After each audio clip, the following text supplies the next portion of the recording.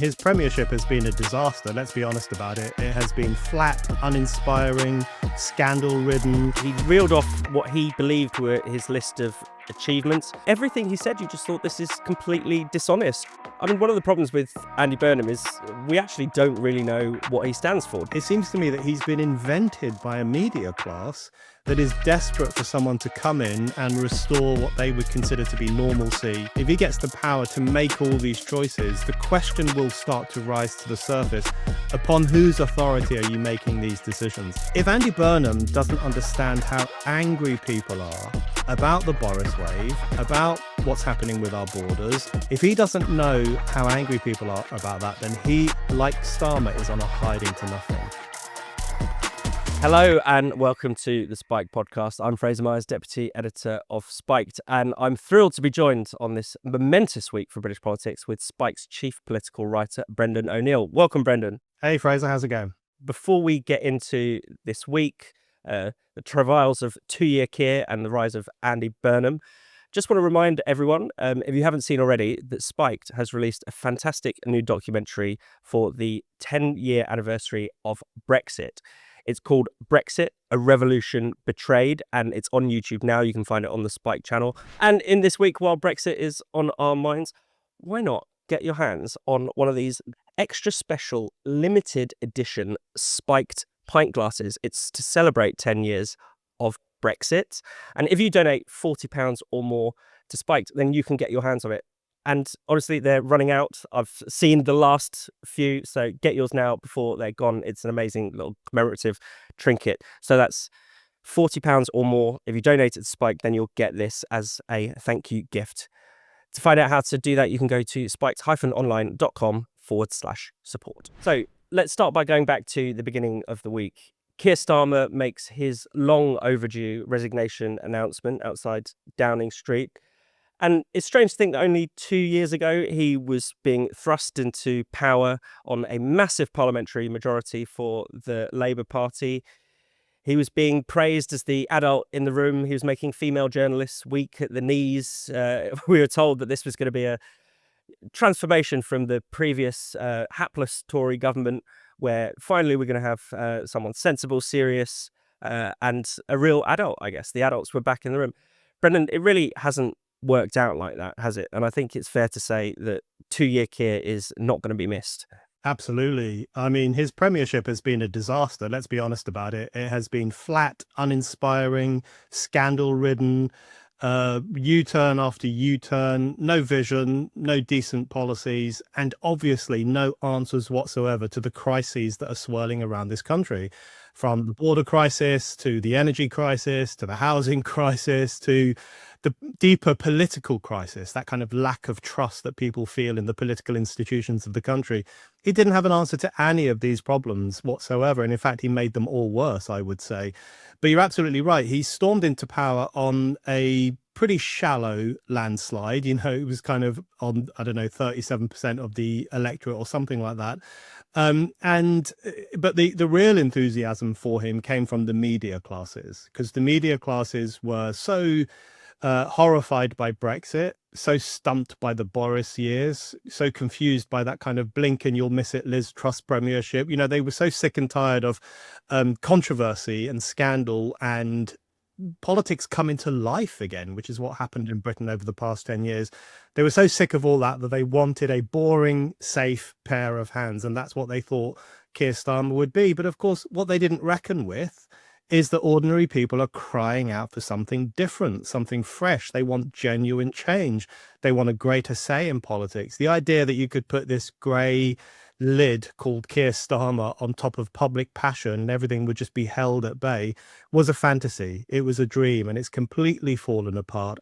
And I think they've got egg on their face. Those people who thought Mr. Boring would subdue the masses, I think they've learnt a lesson or two. Absolutely. And I was really struck listening to his resignation speech as he reeled off what he believed were his list of achievements. Probably the first speech, actually, where he hasn't mentioned Breakfast Club, so I'll give him some credit for that. But all of everything he said, you just thought, this is completely dishonest or deluded. So, you know, he said that he'd restored trust in the Labour Party and how it handles defence. Well, only 2 weeks ago, your entire defense team resigned because you were unable to adequately fund defense, and they felt that you were failing in your, the most important job there is, which is national security and defending the country. He talked about he was proud of how the economy had grown, and it's like, well, okay, it has technically grown in the same way that mold, I guess, technically grows, but it's been pretty sluggish. And then, the thing that really struck me was he talked about having restored Britain's reputation on the world stage. And, if you look at what America is saying about Britain, for instance, that's our most important ally. They don't think Britain is back. They're really worried about what's happening to the UK. They see the UK as a country in decline. They see it as authoritarian. They see it as illiberal. I mean, probably somewhere, I know this is a very exaggerated picture, but I would say that, the average American pundit probably thinks the UK is like a cross between George Orwell's 1984 and Michelle Houellebecq's Submission. I don't think that's a good reputation for us to have. Which brings me on to, Brendan, one of the things that has been striking about the Starmer premiership is his authoritarianism. He has been a grey tyrant, as you so brilliantly put it in your piece earlier this week. Yeah, absolutely. Well, it's interesting because he's authoritarian in all the ways he shouldn't be, but then he doesn't exercise meaningful authority over things that he should have done. For example, the borders, as you say, and defence. He failed in the first duty of a prime minister, which is to keep British people safe. He didn't invest in defence in the way that we need, and that's why he lost basically his whole defence staff a couple of weeks ago. And he failed to police the borders properly, and small boats are still arriving virtually every week, hundreds and hundreds of unvetted men. That is an issue of major concern for people up and down the country, not because they're racist, as The Guardian and others would have us believe, but because they believe in that simple principle that if people come into a sovereign nation, we should know who they are and we should know what they want. So he failed on all those fronts. He failed in keeping us safe. So in those cases where a little bit of an iron fist is called for, i.e. having a secure border and a good defence force, he failed on that. But then where you don't want an iron fist, for example, in how people think, what we're allowed to say, the beliefs we hold, in those areas, he had a very strong iron fist. And his instinct, his patrician impulse, was always to tame the passions of the public. He clearly sees our thoughts and views as very dangerous and in need of subjugation. So he was obsessed with trying to bring in a new definition of Islamophobia to try and restrict what people can say about Islam and even radical Islam. He was constantly trying to dampen down our passions and our anger over things like the Henry Novak case or the Southport massacre. His response to almost every tragedy was to think, oh God, how are the British public going to respond? What are the plebs going to do? How are they going to behave? And even on the rape gang scandal, which came back to life under Starmer's premiership, largely because of Elon Musk and other people on X who were raising concerns about it. Even there, Keir Starmer and others in his cabinet said, listen, let's be careful about the language we use. Let's not become too far right. Let's not go down that avenue of stirring up too much division. He constantly wanted to subdue democratic opinion, public anger, and I think that will be his legacy in some ways. And that's why the lid kept blowing off under his premiership. That's why we had some pretty ugly riots during his premiership. That's why we had lots of protests. That's why we had people all over the internet saying basically, screw Keir Starmer, he's Two-Year Keir, he wants to shut us up.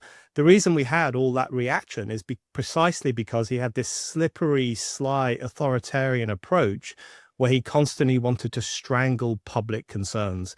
And I think that's probably one of the key reasons that he had to go. And he will be remembered as the prime minister who very ostentatiously took the knee for George Floyd when he was leader of the opposition 6 years ago, but then flat out refused to take the knee for Henry Novak, the English student who was murdered. And not only did he refuse to take the knee, but he also mocked anyone who felt outrage over that case, or who said the police have questions to answer, or who said that this is indicative of a country that has turned against its own people. He didn't want to hear any of that. So he was drunk on the Kool-Aid of wokeness for so long, and then when he got into power, he really tried to weaponize his woke ideology against ordinary Brits, and I think that's probably how he'll be remembered. Absolutely. I think it's always interesting to think about why someone so dull is so hated. I can't remember any other prime minister where every football match you hear chants of X so and so is a wanker, but Keir Starmer is a wanker is, blared out on every football terrace. I see everywhere you go, you see anti-Keir Starmer graffiti. And I think one of the things is exactly as you're saying, Brendan, it's the double standards, but it's also the haughtiness and the arrogance of the man. He never felt any better. He was always at his most comfortable telling people off for misbehaving, giving people moral instruction. And it just seems strange coming from someone who was so incompetent, who had so many scandals under his belt. I mean, some of the favorite ones of mine include the anti-corruption minister arrested for corruption, or had an arrest warrant out for her in Bangladesh. We had the anti-homelessness minister who made her tenants homeless. We had Freebiegate very early on in the Starmer premiership, and this was right off the back of them constantly saying that that they were going to be whiter than white, that they weren't like the horrible wicked Tories that came before. There was just the hypocrisy just became, I think, unbearable for many people to take, and it was so.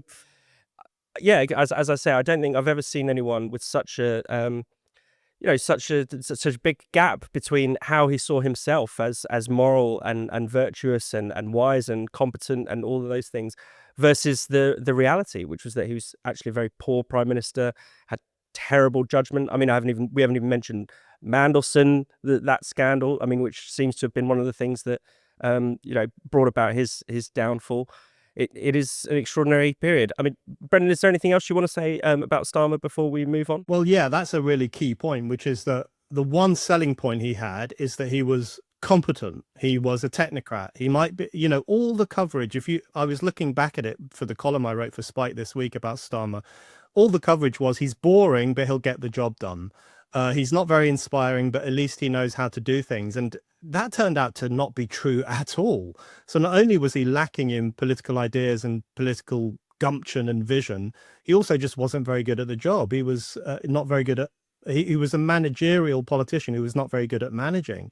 And, the Mandelson thing is a very good example of that. He wasn't even aware that Mandelson had failed his vetting to become UK ambassador to the US. So he was rarely across his brief. He didn't really know what was going on in his own cabinet. He was clueless. And so, never believe a technocrat when they tell you that they're competent, because very often they aren't. But I think, the reason he became so hated, because there's a lot of commentary now asking, why is he so hated? He doesn't seem, he's probably a nice guy behind the closed doors. I mean, he probably is a nice guy. We don't know. But the reason he became so hated is exactly as you say, Fraser, because he was presented to us as this great, interesting, competent managerial politician who would steady the ship of Britain and get things done and turn things around. And he just didn't do any of it. And then came the hypocrisy, the two-tier approach to politics, morality, justice, the sneering at ordinary people. The problem for Keir Starmer is that the lanyard classes elevated him as this great, boring white saviour of Britain. And that ticked people off. That really got their radars up, and they thought, look, we don't want this. We don't want to be subdued. We don't want our opinions to be strangled. We want to speak freely. So he was on a hiding to nothing from the very beginning, and he's now had that hiding. So let's talk about the presumptive replacement of Keir Starmer, Andy Burnham. While Keir's speech was going on, while he was outside Downing Street, Andy was on the train coming from Manchester to London. Lots of people likened it to, Lenin appearing at the Finland station. There was all the crowds there. There were hundreds of Labour MPs ready to greet him in Parliament, lining up, presumably to be able to get a job, I'd imagine. Cooing over Andy. He took that big selfie. I mean, one of the problems with Andy Burnham is we actually don't really know what he stands for, despite the fact that he has been in public life for, well over a decade. He's flip-flopped constantly, not only during the sort of Makerfield by-election period. He's done more flip-flops this week, for instance. To give probably the main example, we don't quite know where he's going to land. But there was some discussion about, will he back Shabana Mahmood's reforms to immigration? There's basically quite an urgent problem where a lot of people who came during that Boris wave after COVID, around 2.15 million people arrived between 2021 and Keir Starmer arriving in office, which is just absolutely astonishing. You know, population of Birmingham, and many of those people will very soon be eligible to have permanent settlement, which will then entitle them to claim benefits. So there is a huge kind of ticking fiscal time bomb on the horizon, and it wasn't sure which way. People weren't sure which way Andy would go, because initially he'd said that people should be entitled to benefits as soon as they arrive in Britain. Then he said he'd backed Shabana Mahmood's reforms. Now he's suggesting he doesn't, and he might water those down or scrap them. So, one of the big issues of our time, we have no idea what our next prime minister thinks about them, which I find pretty alarming, despite the fact that, despite his cool demeanor. Yeah, really alarming. And, the thing I keep thinking, there seems to be this cult of Andy Burnham. It seems to me that he's an invention of the media, pretty much. If you look at where the noisiest enthusiasm for him comes from, it is from the SW1 media classes. They're the people who most often call him the King of the North. They're the people who go kind of weak-kneed over him because he's got eyelashes and Paul Smith T-shirts, and he's kind of not too bad on social media, and he can hold a conversation with a man in the street, which Keir Starmer and Rachel Reeves absolutely could not do. So they go weak-kneed for him. They see him as almost as Blair 2.0. And if the reports about who he's going to appoint to his cabinet are to be believed, he may well be Blair 2.0. That's how they're looking at him. But it seems to me that he's been invented by a media class that is desperate for someone to come in and restore what they would consider to be normalcy and a little bit of personality, certainly more than Starmer. They want that restored to politics. And fundamentally, they want to keep at bay Reform UK and populism more broadly. That is why they're falling at the knees of Andy Burnham. There's no great mystery. They are terrified witless of populism, and they hope he will hold it back by being a relatively popular Labour leader. That's their dream. But what a shocking indictment of the Parliamentary Labour Party that it couldn't find one member to lead the party and lead the nation. Not one member. It had to look outside of the Parliamentary Labour Party and go for Andy Burnham, who, of course, was Mayor of Manchester. It's quite shocking. He wasn't even, not one person in this country voted for him in the general election in 2024, because he wasn't an MP, of course. So no one voted for him. He's got 25,000 votes in Makerfield, which very fairly and emphatically makes him the MP for Makerfield, of course.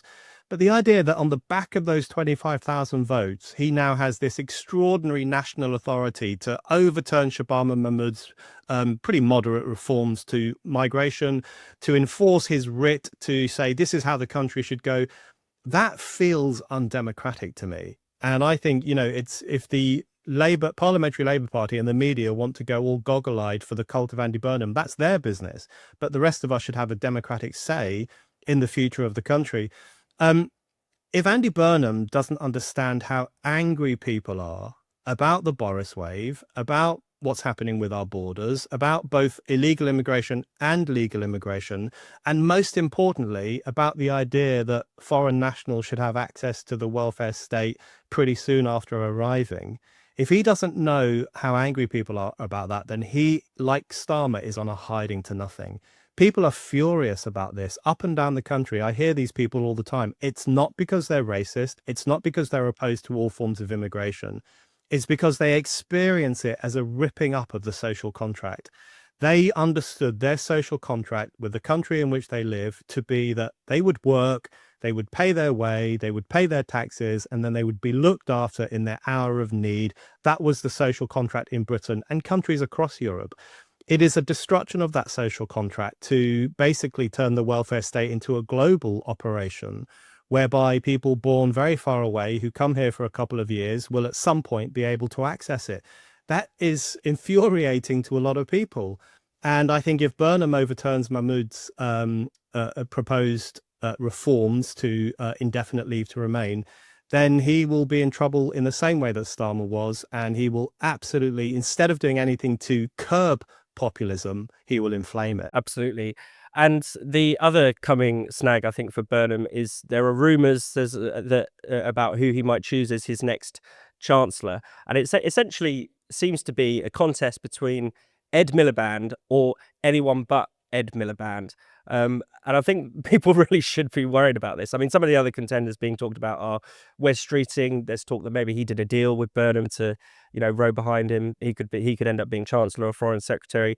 Talk of Yvette Cooper, who I think is quite distinguished in having made zero impact in pretty much every major cabinet job she has. I mean, most people probably aren't even aware that she's the current Foreign Secretary. I mean, what impact has she had? What did she do as Home Secretary? Please write in if you have any answers, because I certainly don't. I certainly can't think of anything that she has put her name to.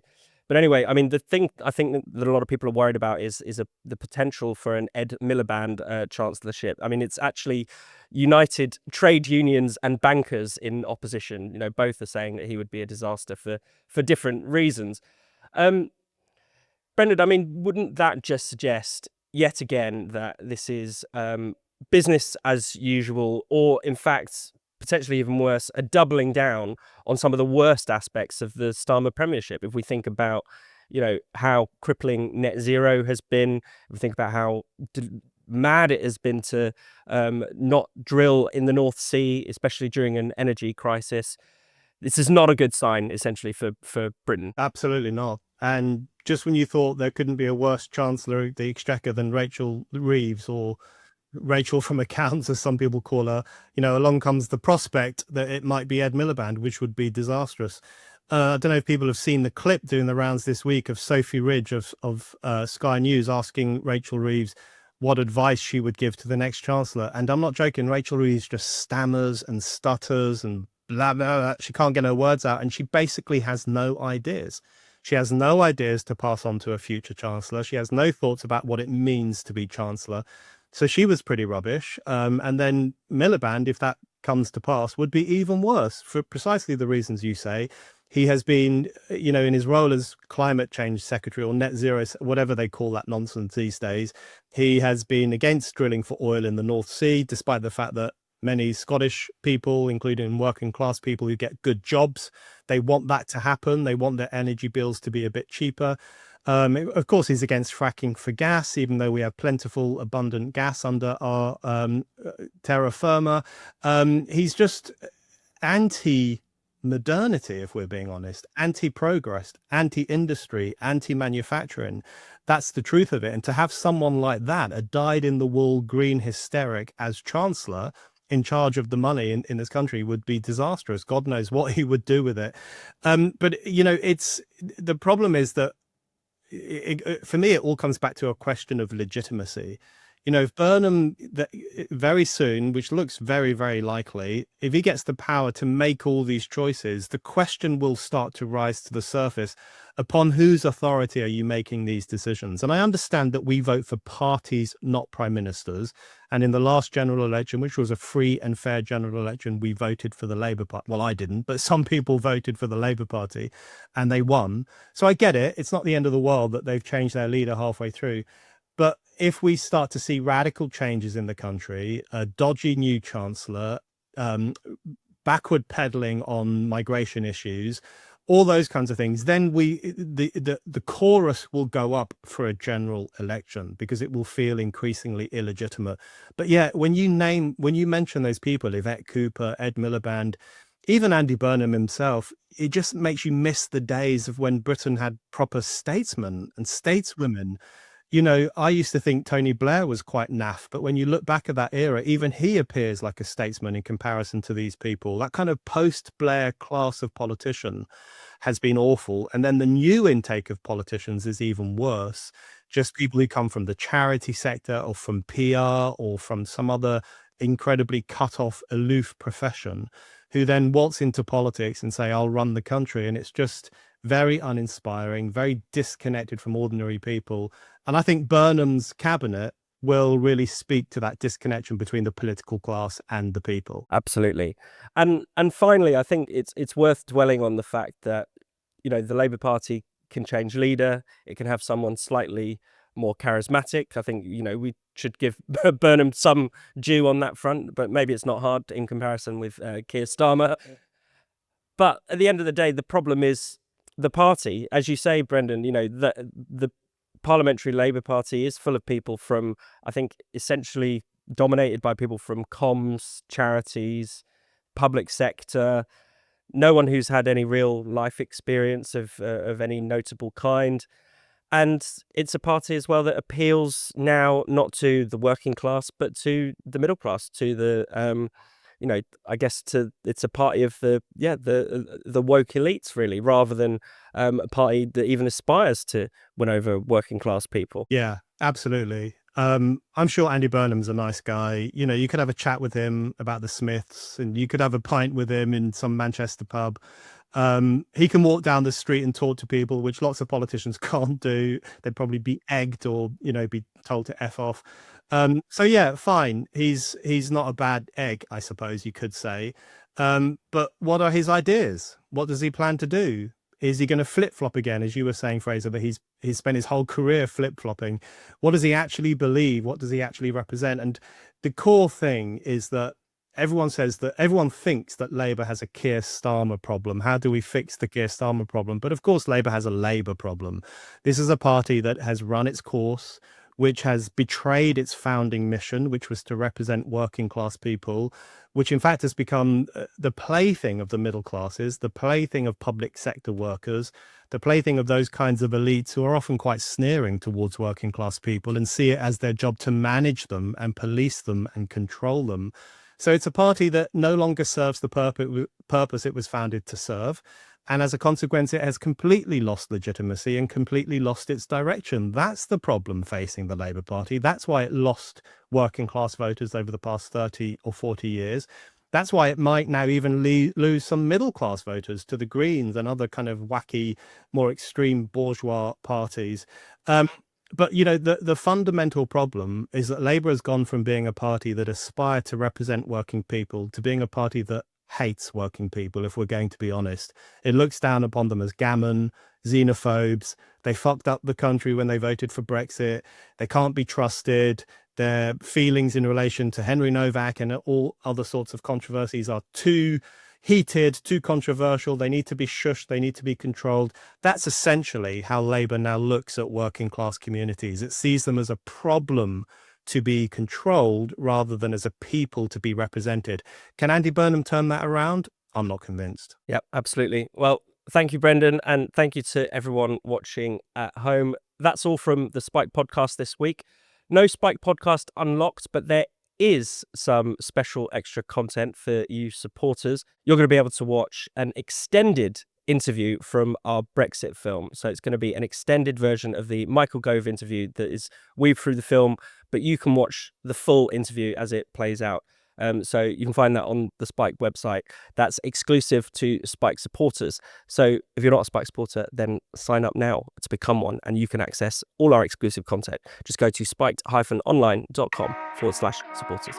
See you next week. Thank you so much for watching the Spike podcast. We'll be back next week, so make sure you subscribe to the channel and click the bell so you never miss an episode.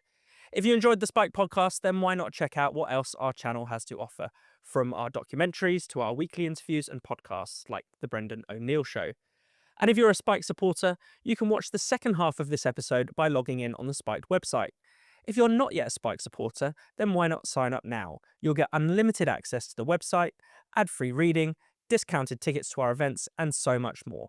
So become a Spike supporter today by going to spiked-online.com/support. That's spiked-online.com/support.